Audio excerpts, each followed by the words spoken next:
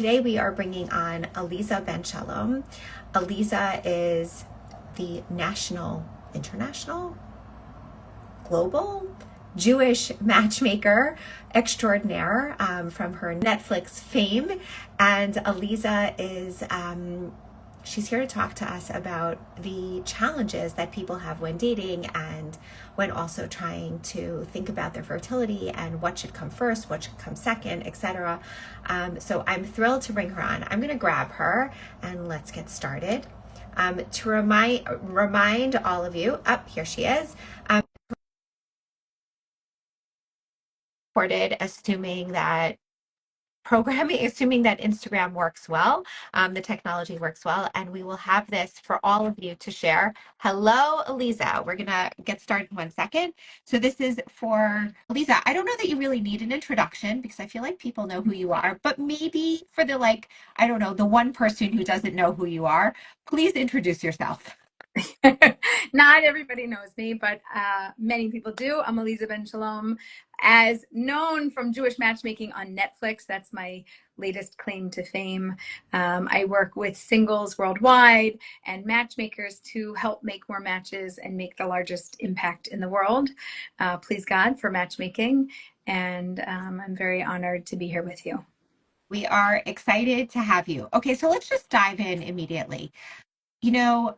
You deal with a specific population. It's people who may not have necessarily been successful in other realms of their dating life, that maybe I'm imagining you're not getting the 21-year-olds and the 22-year-olds. You're getting people who are coming to you who are maybe at a different stage in life and the dating process hasn't worked for them.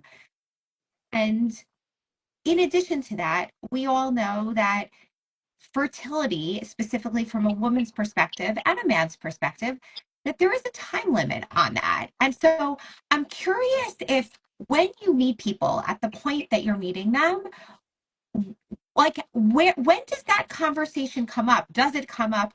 What do you say to people? I would tell you 10 years ago, it came up, but just not as frequently and not as early.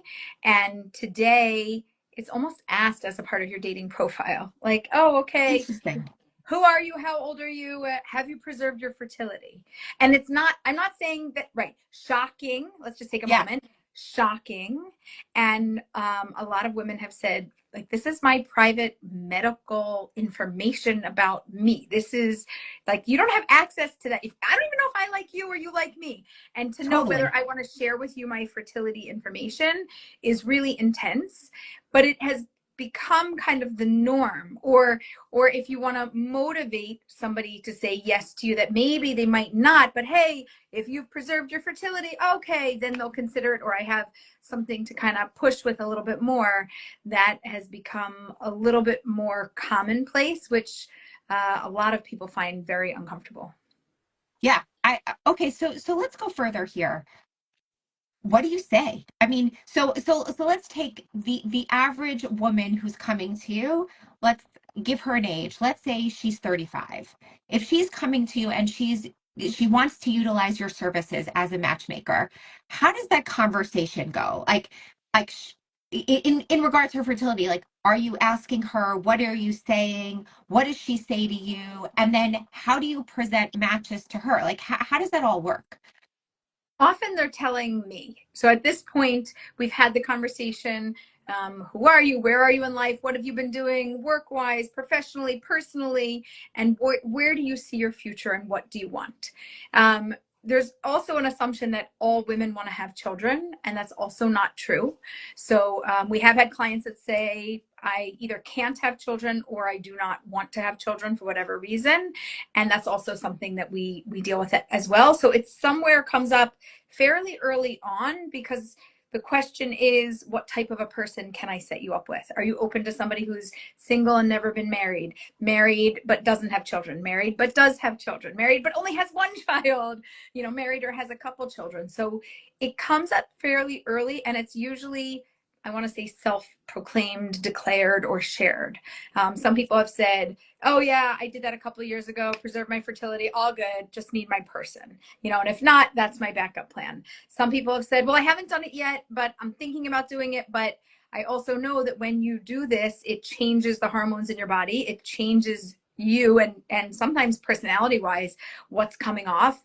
And I'm afraid to do that while I'm dating. Like, what should I do? Should I be dating, or should I be focusing on preserving my fertility, because that might delay my dating? And then other people have said, like, I can only put my efforts in one or the other. So like, either I'm going to do this now and preserve my fertility if I haven't done it already, or I'm going to, hire you, work with you, and do this. What should I do? And I don't like that question at all. First of all, I find it heartbreaking and gut wrenching. And I don't have any promise. Same way that you don't have any promises with children, we don't have any promises with matches.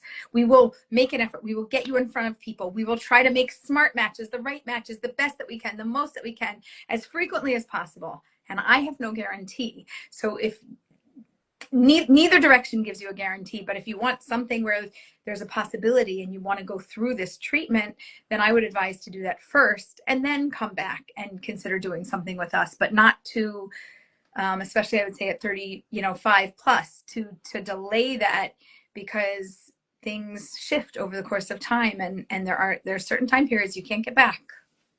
1,000%. I mean, we're speaking about here the medical facts are that the older you get, the fewer eggs that you have, and also the quality of your eggs go down. Like, those are just medical facts, and for every person that's different. But like, it is certainly the case, medical knowledge, research has said, like, 35 seems to be sort of that marker where things kind of are stable, and then 35 there's often a drop off.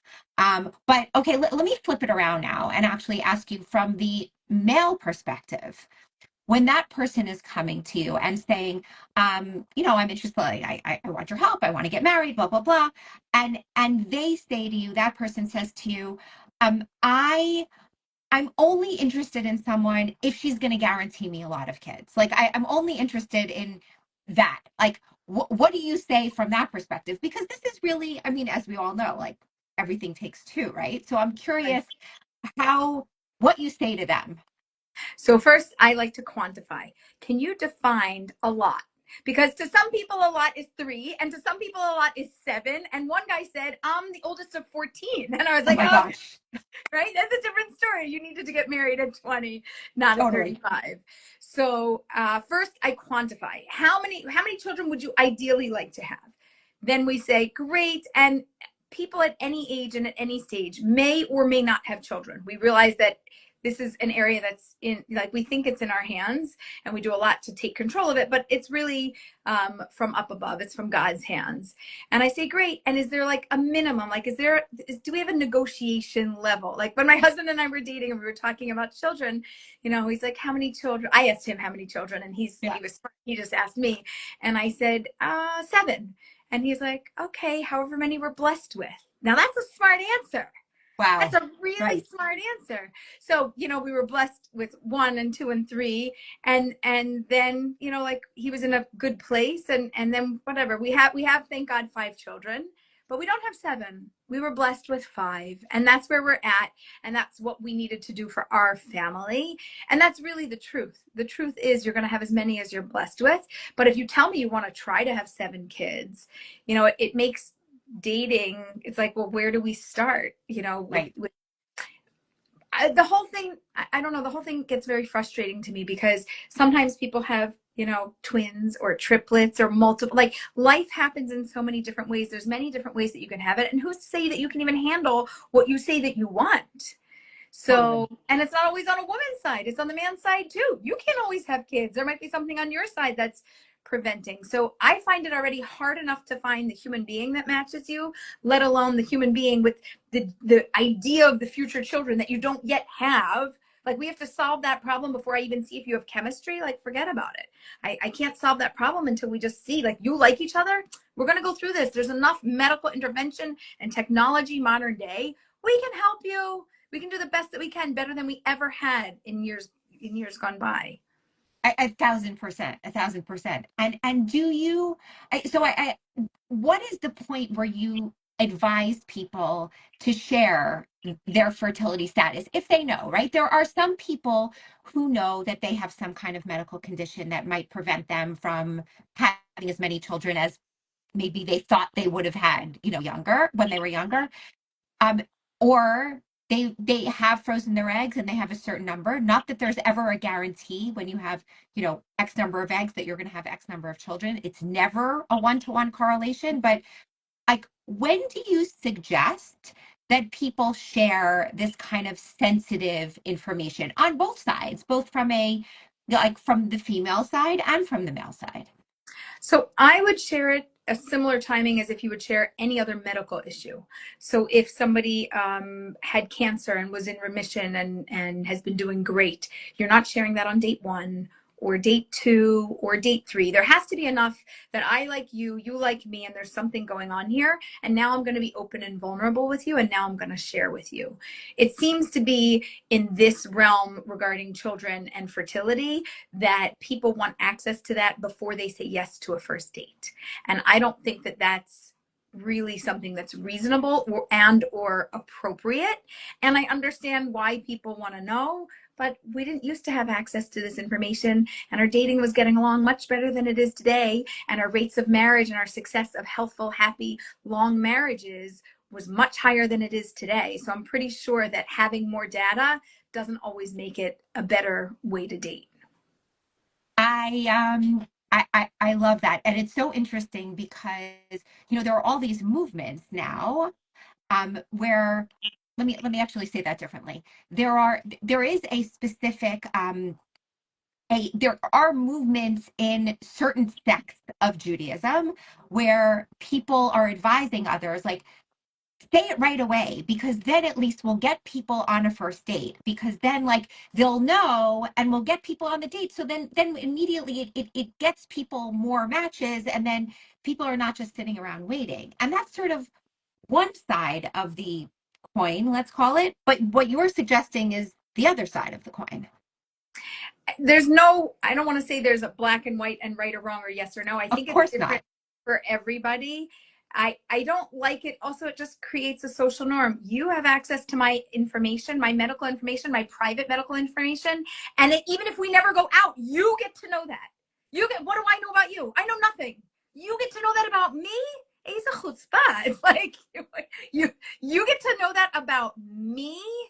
Why do I have to share that with you? It's not your information unless you're somebody who's relevant to me, and you're not relevant to me unless we go out and we actually have a connection. But they're going to tell you, but I can't get you on that first date unless you provide that. So sure, you don't have to provide it, but I also can't help you with that date. So it really becomes a catch-22. But the more that we do it, the more normal it becomes. And then anybody who doesn't do it, it becomes something wrong. So just for example, pictures on a dating profile, resume, whatever you want to call it, was not normal. That was not normal. It became a modern thing because of the internet and everybody's putting pictures. If you don't present a picture, you think you're getting a date? Not unless you live in a community where they do arranged marriages. You're not getting a date. You're just not, unless you're friend of a friend of a friend, the mother, not, and everybody knows each other. But other than that, you're not getting a date. It became a social norm where your photo is mandatory to get you on a date. We're getting to the point where this is becoming the norm, and I don't like it.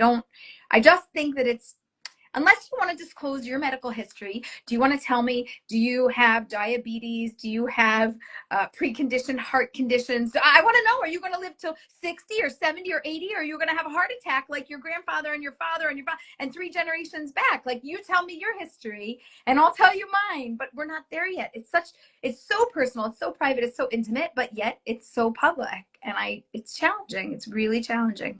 It's reminding me of the genetic disorders, that piece of people's medical history, right? In the Jewish community, and specifically in the Ashkenaz Jewish community, we have a number of genetic disorders that are more prevalent in who we are, in our culture. And we know Tay-Sachs is the biggest one that everybody knows about. It's an autosomal recessive disease, meaning that I'm a doctor for everyone who doesn't know. Meaning that if if you carry that gene, it's not, you don't have the disease, but if you carry that gene and then you marry someone and have children with someone else who carries that gene, there is a 1 in 4 chance that your child will have this absolutely debilitating, horrific illness. And so we have genetic testing for that disease, along with 1,000 other diseases, so that you know what you have, and that on a date at some point down the line, that you could share with the other person, hey, by the way, I have this thing. Do you also have this thing? And then you can decide, do you want your relationship to move forward anyway? Because we have wonderful, beautiful medical technology nowadays that you can actually select out healthy embryos and healthy babies that don't have that genetic disorder. And you can go on and lead a productive life, even though the two of you both have this thing, or you can decide not. But that's information that gets shared later on. Except the new norm became that gets shared even before a first date. And I won't even tell you what I have. I just get a number, 1, 2, 3, 4, 5, and your number is 5, 4, 3, 2, 1. And we call somebody and they tell us if we're a match or not. If we're a match, then yes, we could even go to a first date. And if we're not, they won't even send you to a first date, which removes the whole concept of having the medical technology in place to take care of that, because making a match is hard enough, that we can remove that barrier and say there's other ways around it. Yeah, there is different communities approach that piece Exactly. differently, but it's reminding me of sort of the same piece, right? When you have a medical diagnosis, there are no guarantees in life. Heart disease, diabetes, as you were saying, like there's no guarantee about anything, but it's something that you have in the same way that you might have short hair, long hair, you might have a propensity to have I don't know, larger hips, why smaller, whatever. I'm like making things up basically off the cuff here at this point. But the idea of freezing your eggs is something that we as humans do. It's not something that like we're all born with this number of eggs that you have, but it's something that people can do to preserve their fertility, and it's private. And it's private. And it's only new. It's recent that this is like in the history of humankind. This is fairly recent. And to the degree that we have this information, it has gone up exponentially, right? Like it just, everything has shifted. So before we just didn't know, you just took a risk. You met, I'm not sure, we're of whatever age, but hey, we matched. So let's see how it goes. And then we build a life together. Now we just add more things on top of it to make it more difficult to make matches.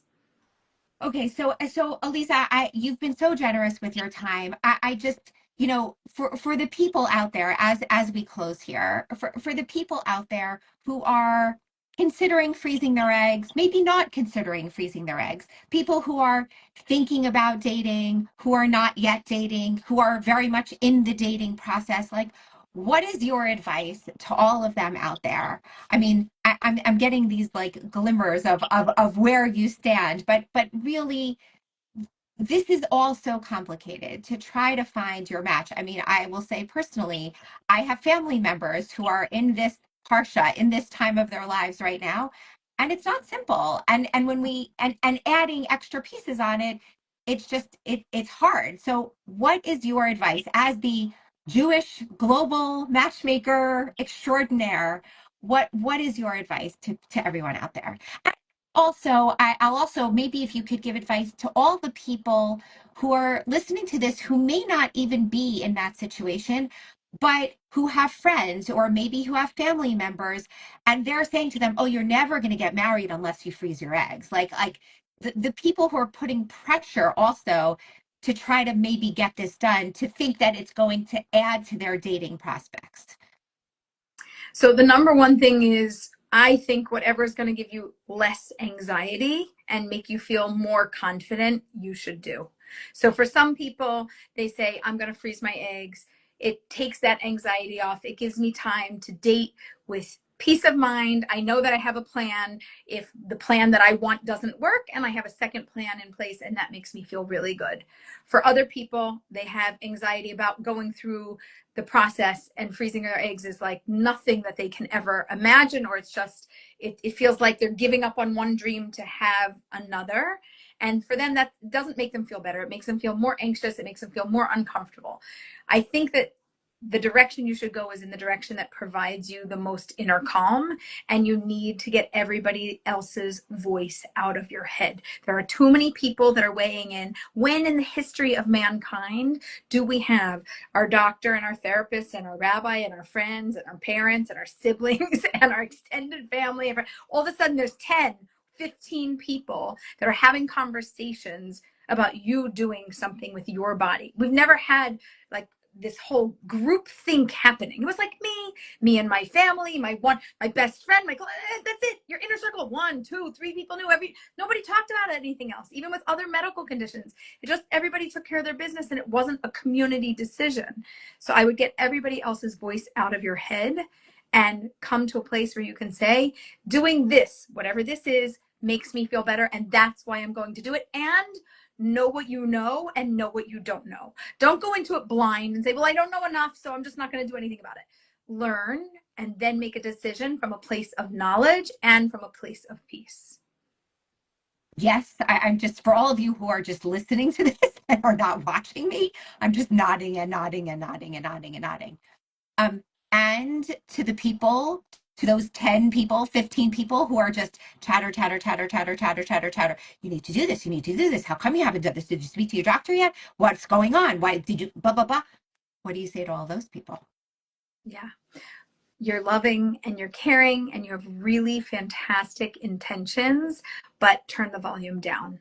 The person that you're speaking to needs to hear their own voice louder than yours. And your opinion is not the most important opinion, and your decision is not the most important decision. It is a very personal decision for them, and they need to do what is best for them. If they come to you for advice, first ask them what they think.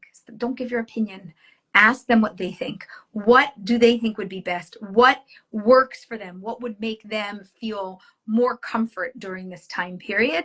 And then listen before speaking. And I would speak half as much and listen twice as much so that they can be heard, because all the noise around them is too much and it is simply overwhelming. It's like being at a concert for 10 weeks straight or 10 years straight, and they can't anymore. They almost don't even have their free will. They almost lose it to the rest of everybody else. And when they lose that, they also lose their hope. They lose their motivation. They lose their enthusiasm, their pop on a date. They lose everything. And it's not going to make their dating or their life any better. The best thing you can do is to bring out their best and ask them what's going to work for them. And if they don't know, just give them time. Having them live a happy, healthy, balanced life and trying to find a human being to work with is amazing. Having a life partner is number one. Children come after that in general. Not always, not modern day, we don't have to, but the ideal version of this that is that we have our life partner, that we assist somebody in finding that life partner, and then we have options for what happens after that. Modern day, we also have options for if that doesn't happen in the time frame that it is planned. So we live in very blessed times. We live in very blessed times. And also just know you don't run the world. Hashem runs the world. God runs this world. And things are meant to be the way they're meant to be. And people can live very beautiful, meaningful lives in many different ways. And maybe it's your way and maybe it's their way. Aleeza, your voice just really cuts through the noise, and everybody needs to listen to this, whether you're someone who is on this journey yourself right at this moment, or whether you're advising and you're holding and supporting someone who's on this journey. And honestly, I would frankly even expand this out to anyone on any kinds of fertility journey. There's so much noise out there of, oh, did you try that doctor? Oh, did you see this person? Oh, my friend's neighbor's cousin also had a problem. Oh, did you think about adoption? Oh, did you think? And when you actually listen to what Aleeza just said, and you just let the person be, and you hold them in wherever they are, instead of giving them your thoughts and giving them your advice, it's everyone feels so much more supported and loved, and they have the room to do what they need because they know that there are people around them that are loving them. Um, Aleeza, you are, your voice is so needed and so really important for singles and for all of us to hear. Thank you so much for your time today. Thank you for having me.